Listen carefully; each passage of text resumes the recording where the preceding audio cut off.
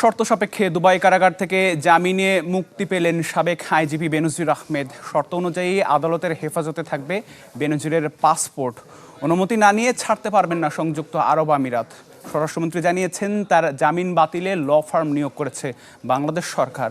এছাড়া আরব আমিরাত সরকারের সাথে আলোচনার কথা জানালেন পররাষ্ট্র প্রতিমন্ত্রী।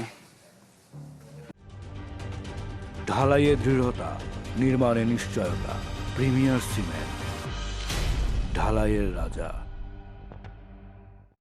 বাড়িতে বাড়ি থেকে টোকায় নিয়ে আসবো, মাটির তলে ঢুকলে সেখান থেকে বের করে নিয়ে আসবো। 12 জুন দুবাইয়ে গ্রেপ্তার হন পলাতক সাবেক পুলিশের মহাপরিদর্শক বেনজির আহমেদ। জাতীয় সংসদে এই তথ্য নিশ্চিত করে 1 মাসের মধ্যে বেনজিরকে ফিরিয়ে আনার কথা জানান খোদ স্বরাষ্ট্রমন্ত্রী। বেনজির আহমেদকে সংযুক্ত আরব আমিরাত পুলিশ কর্তৃক গ্রেফতার করা হয়েছে। তবে কাজের কাজ কিছুই হয়নি। উল্টো দুবাই আদালত থেকে জামিন নিয়ে সকল প্রক্রিয়া শেষে বৃহস্পতিবার কারাগার থেকে বেরিয়ে যান দুর্দান্ত প্রতাপশালী সাবেক আইজিপি। বেনজিরের মুক্তির খবরে ফের আলোচনায় বাংলাদেশের পদক্ষেপ। কিভাবে বেনজির বেরিয়ে গেল এর সঠিক উত্তর দিতে না পারলেও নিজেদের কোনো গাফিলতি দেখছেন না দুদক। আইনগত যে বিষয়গুলি আছে নিশ্চয়ই সবাই মিলে আমরা খতিয়ে দেখব। মানে আমাদের এখান থেকে যা যা পাঠানোর, যা যা করার আমরা সবই করেছি। স্বরাষ্ট্রমন্ত্রী জানান, জামিন বাতিলে আইনি পদক্ষেপ নেয়ার কথা। আর দুবাই সরকারের সাথে বাংলাদেশের স্বরাষ্ট্র মন্ত্রণালয় কথা বলবে বলে জানিয়েছেন পররাষ্ট্র প্রতিমন্ত্রী।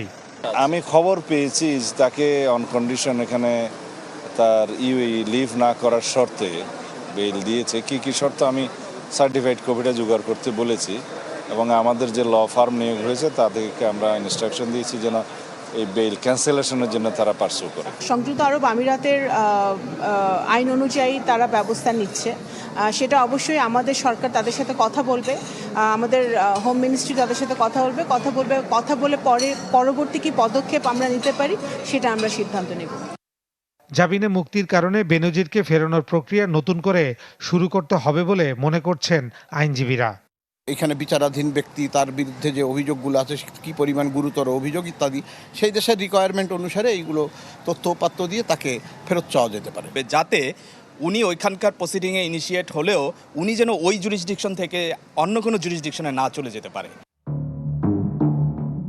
জামিনে মুক্ত হলেও শর্ত অনুযায়ী বেনজির আহমেদের পাসপোর্ট আছে আদালতের হেফাজতে। অনুমতি ছাড়া ত্যাগ করতে পারবেন না সংযুক্ত আরব আমিরাত। ফয়সাল হোসেন, চ্যানেল 24, ঢাকা।